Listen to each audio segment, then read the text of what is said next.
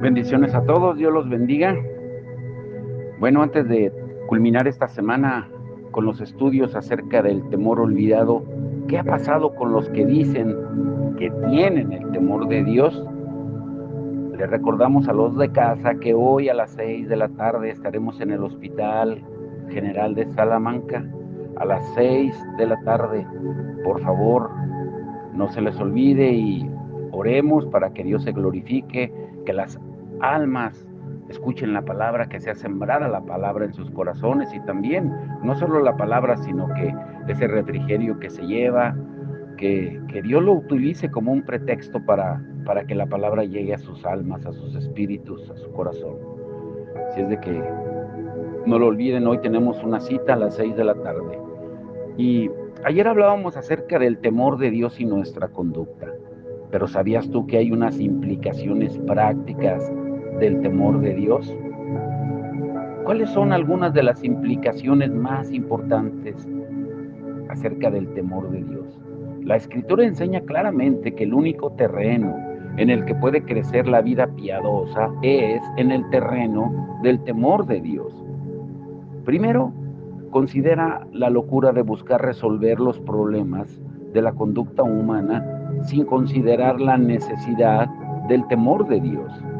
Dios ha basado la ética, o sea, la conducta humana, en la relación con Dios. Cuando acabas con la religión verdadera, es solo cuestión de tiempo antes de cualquier muestra de integridad ética que muera también. O sea, cuando la relación con Dios se deteriora. Hace 3 o 4 generaciones, Dios fue desechado de nuestra vida en a lo que se refiere a la relación con Él. En lugar de una relación verdadera, vino el humanismo, y que significa o es la noción de que el hombre es Dios, y el liberalismo que rehizo a Dios a la imagen del hombre. Pero aún así, algún resto de ética arraigada en la verdadera religión permeó todavía el tejido de la ética de nuestro mundo. O sea, lo que ha ocurrido en los últimos 50 o 60 años es que aún este resto ha sido destruido. Ahora, en líneas generales, la gente no piensa en Dios al considerar temas éticos. Tomemos el así llamado problema de las drogas como ejemplo, porque parece que todos están preocupados con el problema de las drogas. Se invita a antiguos drogadictos a que hablen a estudiantes en las escuelas, se invita a oficiales de policía, a las asambleas de los colegios y a que hagan un esfuerzo para atemorizar a los jóvenes, para que no experimenten con las drogas ilegales. Pero ¿qué ocurre? Los jóvenes no hacen caso a ninguno de ellos, dicen que no quieren oír más. ¿Por qué? Porque la gente está intentando acometer un problema ético sin hacer frente a este principio de que el temor de Dios es el único terreno en el que puede crecer la vida piadosa y una ética estable. Pablo lo dijo de esta manera en Romanos 1:28. Y como ellos no aprobaron tener en cuenta a Dios, Dios los entregó a una mente reprobada. La segunda implicación a considerar es la relación entre un verdadero avivamiento y la ética y los cambios sociales que siempre siguen al mismo. Un avivamiento es un movimiento extensivo y poderoso del Espíritu de Dios, realizando su obra ordinaria de una manera más extraordinariamente concentrada. Es una obra poderosa y soberana de Dios, implantando la verdadera religión, el temor de Dios en los corazones de mucha gente, en un área geográfica determinada y en un espacio de tiempo relativamente corto. Pero ¿qué ocurre cuando Dios obra de esa manera? ¿Qué ocurre en una comunidad, por ejemplo, de 10,000 habitantes, si de repente 1 o 2,000 de esas personas comienzan a andar, a caminar en el temor de Dios? Pues la conducta de esas personas ya no estará gobernada por el ojo del policía, sino por el ojo de Dios. Los estudiantes en las escuelas se comportarán no en función del ojo de los maestros, sino del ojo de Dios. La comunidad se convierte en gran medida en un pequeño Edén. ¿Por qué? Porque el temor de Dios implantado en los corazones de un número de personas comienza a ser el terreno del que brota y crece un patrón de rectitud ética comunitaria. La gente comienza a ser amable unos con otros y considerados unos con otros. Todo genuino avivamiento obrado por el Espíritu siempre ha sido el seno de que han nacido grandes cambios sociales y éticos. La tercera implicación es que los padres deben considerar la base sobre la que deberían evaluar su influencia en sus hijos. Hay tres grandes fuentes de influencia en nuestros hijos. La primera y la más esencial es el hogar. La segunda es la escuela y la tercera es la iglesia. Ahora, ¿estamos confundiendo el orden? Claro que no, porque los tenemos bajo el techo el mayor número de horas y por tanto tenemos la influencia más poderosa. Luego es la escuela la que los tiene el mayor número de horas, a no ser que estén escolarizando en la casa. Y la iglesia los tiene el menor número de horas. Si quieres evaluar si tu influencia como padre es una influencia reconocida por Dios y está siendo usada como instrumento en las manos de Dios, pues hay una manera de evaluarla. Y es hasta qué punto tus hijos están aprendiendo el temor de Dios de tu ejemplo, los preceptos y la disciplina bíblica sobre ellos, y por el tipo de contexto educativo en los que los pones. Ven tus hijos que en toda tu conducta la influencia más contundente y poderosa en ti es el ojo de Dios, o ellos te ven viviendo dos o tres tipos distintos de vida, uno en la iglesia, otro con cierto grupo de amigos y otro con otro círculo de amigos. Por tu ejemplo y tus preceptos, ¿estás enseñando a tus hijos el temor de Dios?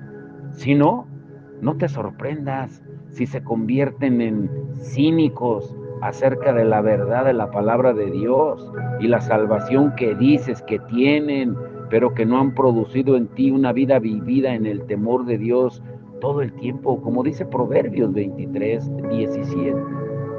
Cada padre debería estar rogando continuamente a sus hijos con las palabras de David, como dijo él en el Salmo 34:11. Venid, hijos, oídme, el temor de Jehová os enseñaré. Sin embargo, la escritura y la sensibilidad pastoral demandan una muy vital palabra de reserva en este punto de nuestro estudio. En Proverbios 1:7 leemos que el principio de la sabiduría es el temor de Jehová. Los insensatos desprecian la sabiduría y la enseñanza.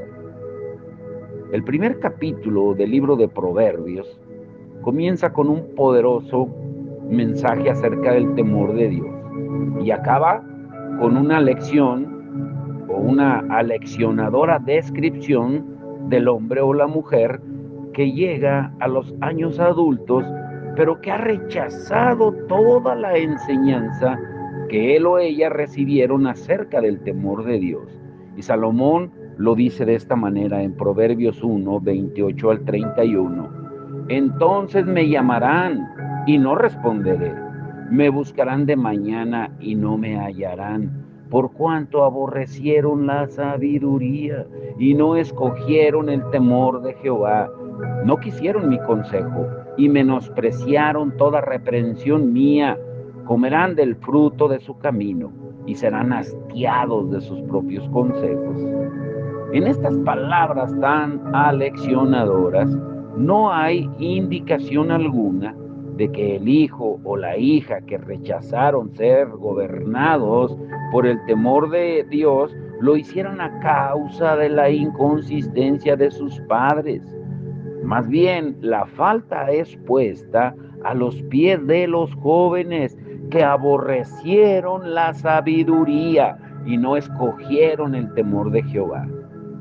Y la Biblia registra que algunos padres fracasaron miserablemente al enseñar el temor de Dios a sus hijos por precepto, disciplina y ejemplo, influyendo significativamente por ello en la posterior impiedad de sus hijos. Un ejemplo trágico, clásico, se encuentra en el relato acerca del sacerdote Elí, en 1 Samuel 2, 27 al 30. Sin embargo, en ningún lugar la Biblia enseña que el hijo descarriado de padres cristianos necesariamente apunte e infaliblemente pruebe que el estado de este hijo es testimonio del fracaso de los padres en cuanto a vivir en el temor de Dios y a instruir a sus hijos acerca del mismo.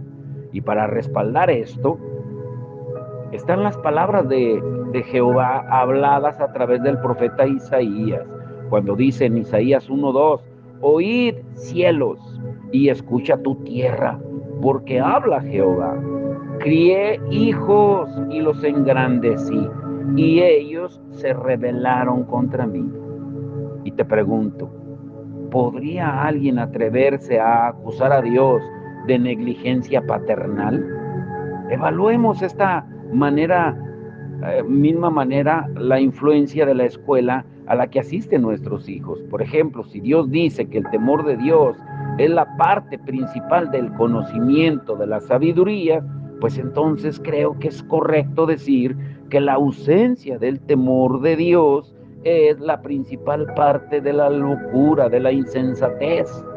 Y si esto es cierto, pues muchos jóvenes están bajo una locura calculada un día y otro en su sistema escolar público o estatal, porque se les enseña que la vida puede ser vivida sin ninguna referencia al temor de Dios.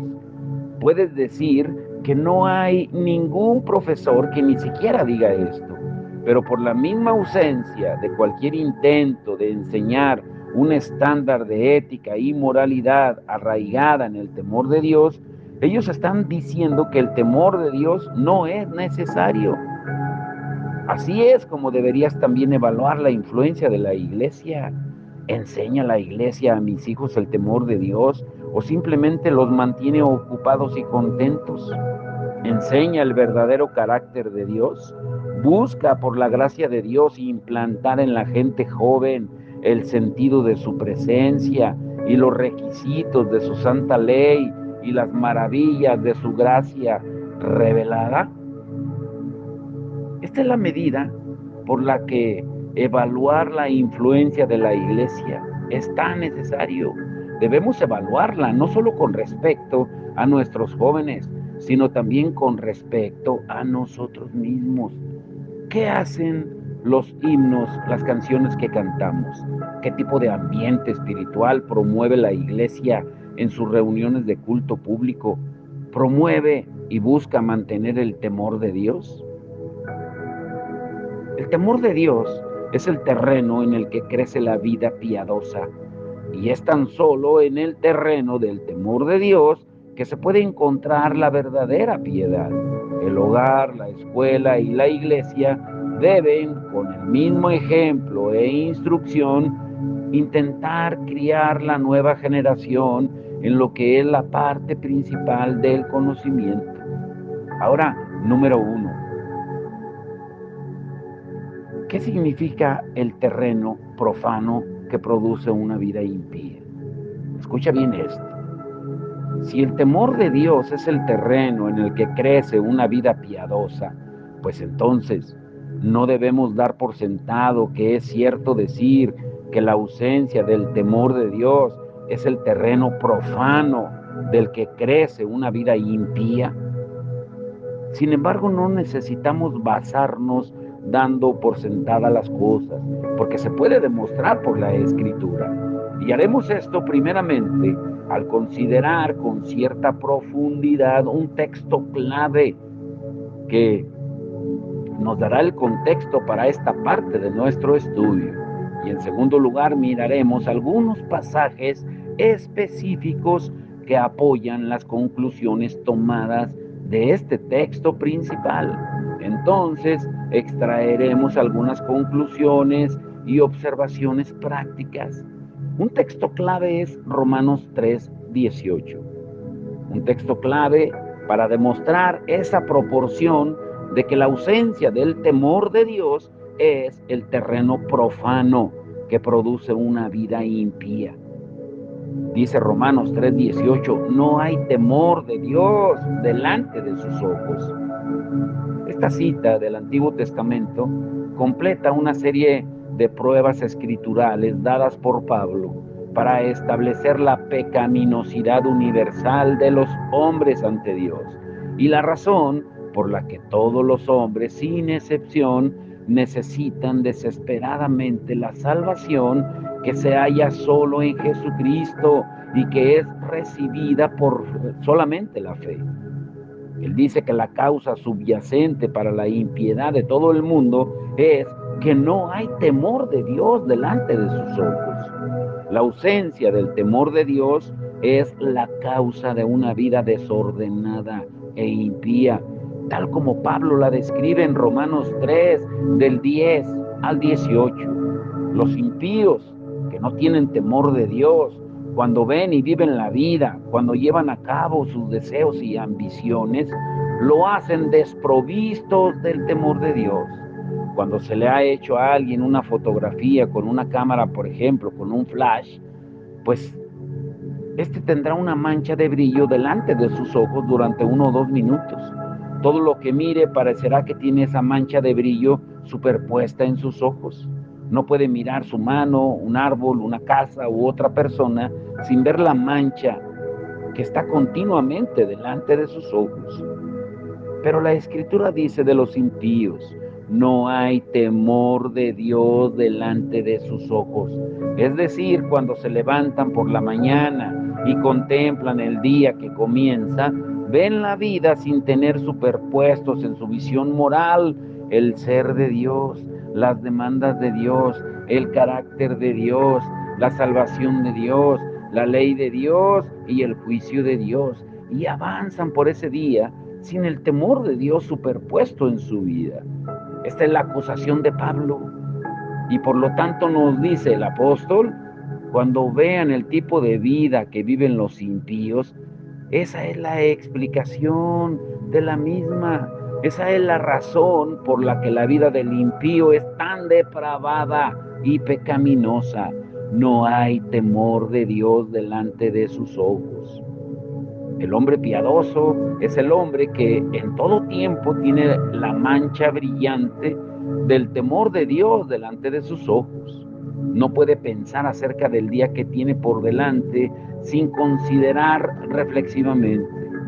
Este es el día que el Señor ha hecho, soy su siervo, Él es mi Dios. Por eso, cuando salga en este día, en la tienda, escuela, oficina, trabajo o conversando con alguien, todo debe tener el sello de la realidad del ser de Dios, mi relación con Él, sus demandas de mí y su provisión para mí. El temor de Dios está delante de sus ojos y esto colorea cada faceta de su vida. Al contrario, el hombre impío es el hombre que no tiene ese temor de Dios delante de sus ojos. No mira a la autoridad de Dios, no tiene consideración alguna por la ley de Dios, no tiene ni siente ninguna preocupación seria acerca de la salvación ofrecida por Dios y no se preocupa por tener la sonrisa de Dios, ni siente miedo del ceño fruncido de Dios. Por eso aprendemos para comenzar, por lo tanto, que los problemas éticos y morales, los problemas de la vida y de conducta, están arraigados en los principios y preceptos divinamente revelados. No podemos separar la ética, la moralidad y la conducta de la verdadera religión bíblica. No puedes hacerlo, porque Dios las ha unido, y lo que Dios ha unido, el hombre que lo intenta separar, lo hace bajo su propio riesgo. En Romanos 3:18 está claro que la ausencia del temor de Dios es efectivamente el terreno profano del que crece la vida impía. Habiendo mirado Romanos 3:18 como un punto de referencia básico, consideremos otros textos de apoyo y explicativos en el Antiguo Testamento. El primero es el Salmo 10. El contexto de este salmo está expuesto muy claramente en los primeros 2 versículos. Dice: ¿por qué estás lejos, oh Jehová, y te escondes en el tiempo de la tribulación? Con arrogancia el malo persigue al pobre, será atrapado en los artificios que ha ideado. Aquí vemos al justo siendo oprimido y perseguido por los malvados, y parece como si Dios no se preocupara de eso. Y ese es un gran problema que aparece una y otra vez en los salmos. Es un problema que experimentamos nosotros como cristianos. Hay tiempos en los que decimos: Dios, esto no me parece justo. ¿Qué pensarás de mí como padre si estoy viendo a mi hijo golpeado y siendo abusado por un niño que le está haciendo bullying, teniendo yo el poder para hacer algo, pero no hago nada? No haríamos esa pregunta o nos preguntaríamos acerca de la profundidad de nuestro amor por nuestro hijo. Por supuesto que lo haríamos. El pueblo de Dios también tiene este problema.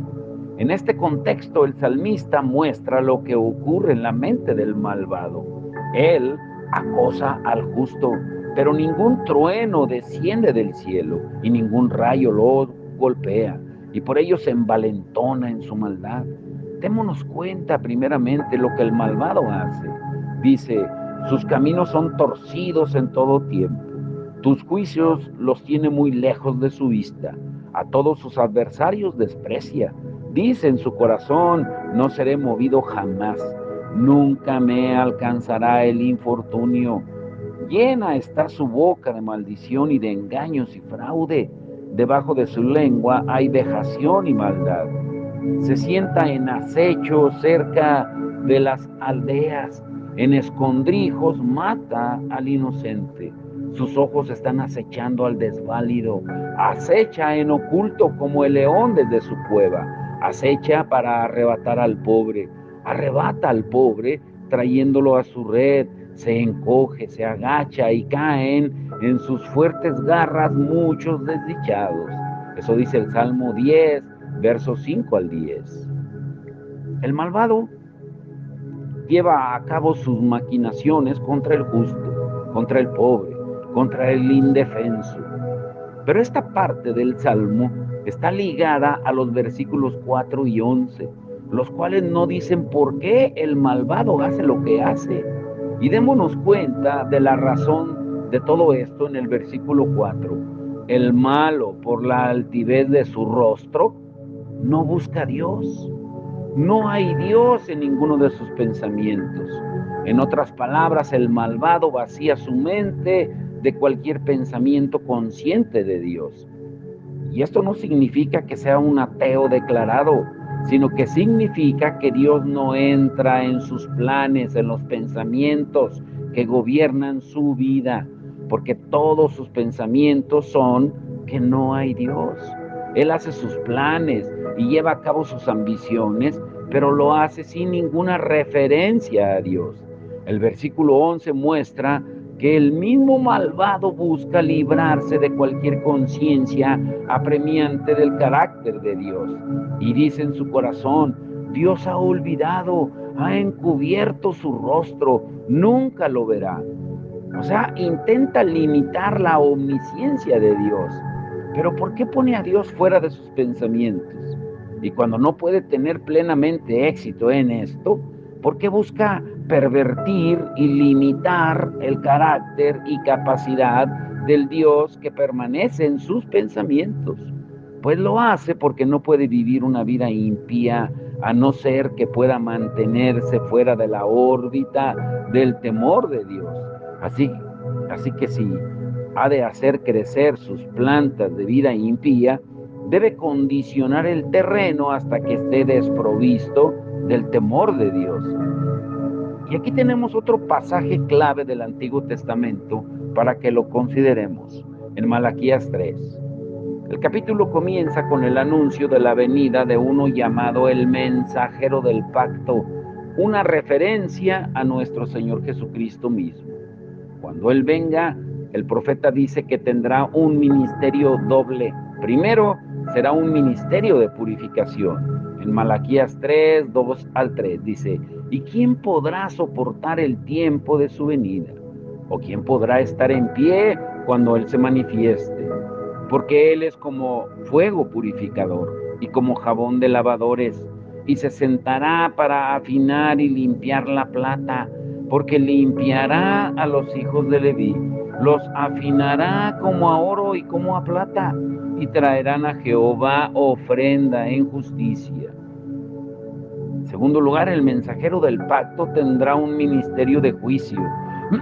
Dice Malaquías 3:5: y vendré a vosotros para juicio, y seré pronto testigo contra los hechiceros y adúlteros, contra los que juran mentira, y los que defraudan en su salario al jornalero, a la viuda y al huérfano, y a los que hacen injusticia al extranjero, no teniendo temor de mí, dice Jehová de los ejércitos. El mensajero no vendrá solo para purificar, sino también para juzgar. Notemos quiénes van a ser juzgados: hechiceros, adúlteros, mentirosos, los que explotan a trabajadores, a viudas y huérfanos, y quienes hacen injusticia al extranjero. En otras palabras, el Señor dice que su juicio vendrá contra todos los que sean hallados en cualquier lugar de todo el espectro del mal, desde aquellos que son culpables de una inmoralidad abierta y flagrante, hasta aquellos que son indiferentes a las necesidades del prójimo, del extranjero. Entonces, Él señala que ellos tienen una cosa en común: no tienen temor de mí. Porque te pregunto, ¿qué tiene en común un adúltero con la persona que es indiferente a una necesidad legítima de otro ser humano al que tiene la capacidad de ayudar si tan solo tuviera la voluntad de hacerlo? Pues según esta escritura que leímos, el denominador común es que no andan en el temor de Dios. Así el profeta Malaquías nos dice que el juicio de Dios vendrá con furia y con venganza sobre todos los que no le temen. Por eso, quédate con este punto. Estos pasajes citados tratan principalmente de aquellos que son abiertamente irreligiosos en su maldad. Sin embargo, hay otra gran clase de personas que no tienen temor de Dios, y son aquellos que se creen muy religiosos exteriormente, pero que son culpables de hipocresía religiosa. Ellos mantienen una profesión exterior de religión verdadera y cumplen muchas de sus actividades, pero están desprovistos del poder de la verdadera religión. Y el ejemplo clásico de esta clase de personas son los escribas y los fariseos. En Mateo 6, nuestro Señor llamó hipócritas a los escribas y fariseos y nos advirtió que no seamos como ellos. La razón es, argumenta, que cuando ellos oran lo hacen para ser vistos por los hombres, en el verso 5 de Mateo 6, que cuando ellos dan lo hacen para ser vistos por los hombres, en el verso 2, y cuando ayunan lo hacen para ser vistos por los hombres, en el verso 16. Es decir, en todos sus esfuerzos por mantener la forma de la religión y en todas sus actividades religiosas, están desprovistos del temor de Dios. Por lo tanto, ¿cuál es entonces la esencia del temor de Dios? Pues es la visión de su persona, que hace de su sonrisa mi mayor delicia y de su ceño fruncido mi mayor miedo. Es esto lo que me hace un hombre o una mujer que no desea otra cosa, sino que mi propia conciencia sea un escenario y que Dios sea un testigo.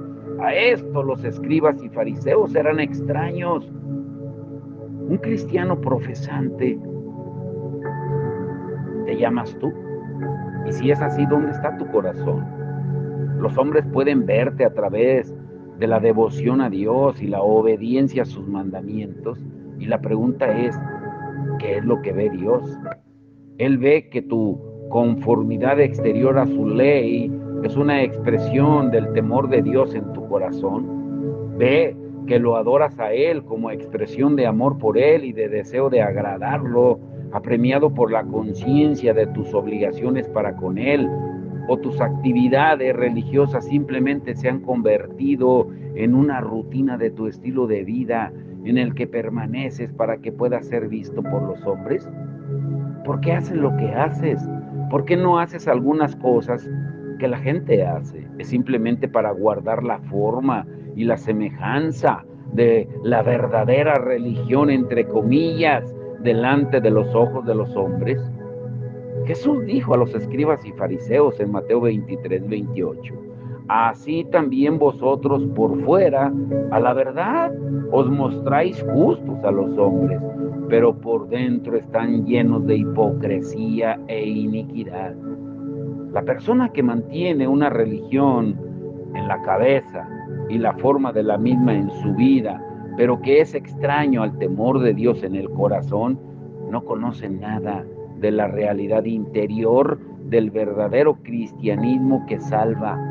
No conoce nada de la pobreza de espíritu. No conoce nada de tener hambre y sed de justicia. No conoce nada de hacer lamentación de sus pecados en secreto. La suma y substancia de toda su experiencia religiosa está empaquetada en su cabeza y en lo que él cumple exteriormente en su vida, pero de buscar a Dios de corazón no conoce nada. Ahora te quiero dejar con esto. La próxima semana vamos a continuar. Esta ausencia de temor de Dios está ejerciendo una profunda influencia en toda nuestra cultura en este momento de la historia. Supongamos que yo estuviera legalmente autorizado a demoler una vieja casa abandonada que se encuentra en una parcela vacía. Y hay dos maneras principales por las que yo lo podría hacer. Me puedo armar con las herramientas necesarias y, comenzando por el tejado, empezar a derrumbar la casa pieza por pieza, teja por teja, ladrillo por ladrillo y puerta por puerta. Pero hay otra manera por la que lo podría hacer. Podría tomar mi mazo y comenzar a trabajar por el fundamento después de una hora. Alguien podría pasar y no comprender lo que estoy intentando hacer, porque la casa todavía parece estar completamente intacta. Todo lo que he sido capaz de realizar es mover unos pocos bloques y hacer un agujero en el fundamento. Y al final del día, si tomo la segunda manera de destruirla, la casa parecería que sigue estando en pie, mientras que alguien sobre el tejado podría haber hecho un gran revoltijo durante todo el tiempo en el que yo estoy golpeando el fundamento. Podría haber quitado parte del revestimiento del tejado, podría haber tumbado algunas de las ventanas, pero si yo continúo golpeando en el fundamento, al final de 2 o 3 días, podré haber conseguido mucho más de lo que el otro hizo.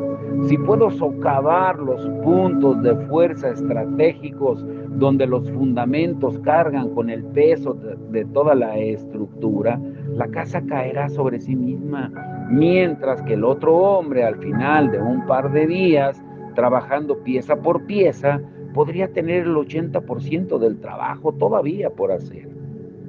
¿Qué nos dice esto? Que el diablo odia la estructura de la ética y moralidad bíblica, ahí donde ve la estructura levantada. Y hay dos maneras por las que puede proceder para destruirla. Puede comenzar a atacar cada teja de la virtud cristiana y decir: no existe pureza sexual y voy a destruir este concepto. No existe la honestidad y voy a lanzar las tejas de la honestidad. Pero el diablo es más listo que eso. Él dice: continúen y mantengan sus tejas por un tiempo, que todo el mundo pase por un lado y las vea intactas. Lo que voy a hacer es ir por detrás donde no me puedan ver y voy a comenzar a desplazar los bloques del fundamento. El que tenga oídos para oír, oiga. ¿Y qué veremos el domingo? Pues tiene que ver con esto, la iglesia apóstata. ¿Qué es la apostasía? ¿Cuáles son las señales de una iglesia apóstata? Cuando los discípulos le preguntaron a Jesús en Mateo 24 acerca de los últimos tiempos, Él les indicó que no les tocaba a ellos saber la hora ni el momento que el Padre había decidido en su soberana potestad, pero sí les dio señales. Y una de ellas fue la apostasía, el enfriamiento del amor, la manifestación del hombre de pecado. Y te dejo con esta escritura para que medites para el domingo. Primera de Timoteo 4:1. Pero el Espíritu dice claramente que en los postreros tiempos algunos apostatarán, se apartarán de la fe, escuchando a espíritus engañadores y a doctrinas de demonios. Y también Pablo le dice a los tesalonicenses, en segunda de Tesalonicenses 2:3, nadie los engañe en ninguna manera, porque no vendrá Cristo sin que antes venga la apostasía y se manifieste el hombre de pecado, el hijo de perdición. ¿Pero qué se predica hoy? Se parece a esto. El domingo prepárate. El Señor nos va a sacudir con su palabra, pero oremos por el servicio, como decíamos, de hoy, por la tarde en el hospital, por los servicios del domingo en todas las iglesias alrededor del mundo y por cada hermano que se ha enfriado, que el Señor avive el fuego del don de Dios que hay en ellos a través de la palabra y del Espíritu Santo. Padre, en el nombre de Jesús, te damos todo el honor y la gloria, Señor. Revélanos tu palabra. Señor, revélanos lo que tú nos enseñaste hoy, Señor, de que el temor de Dios debe de dar fruto, porque hay implicaciones prácticas del temor de Dios, porque el temor de Dios tiene que ver con nuestra conducta. No podemos decir que te tememos y con nuestra manera de actuar negar la fe. Como Pablo le dice en Tito 1:16, ustedes dicen que son creyentes, pero con su manera de vivir lo niegan. Señor, ayúdanos a permanecer fieles a ti, a tu palabra, y que hoy por la tarde tú te glorifiques, tú te exaltes a través de la palabra, de las oraciones de los hermanos, del refrigerio que se lleve, Señor, de los trataditos que se le dé a la gente, de los cantos que se canten, que tú toques los corazones, el espíritu, y que las almas vengan a tus pies, Señor. Ese es nuestro anhelo, que vengan al reino tuyo, no a la iglesia del hombre, sino al reino de los cielos, que es el que tú nos viniste a revelar, Señor. Y te rogamos también por los servicios del domingo, que tú te glorifiques, que tú te exaltes, Señor, y que quites toda apatía, todo enfriamiento en aquellos que se han estado apartando. Señor, que pongas tú, Señor, ese temor reverente, el cuidar la salvación con temor y temblor, que no puede venir de otra manera, Señor, más que teniendo esa semilla de tu palabra no adulterada en nuestro corazón, para entender que el principio de la sabiduría es el temor a ti, Señor. Ayúdanos a ponerlo por obra y que tú seas glorificado en todo. Y como dice Colosenses 3:23, que todo lo que hagamos, lo hagamos como para el Señor y no para el hombre. Te damos toda la gloria y la honra en el nombre de Jesús. Amén y amén.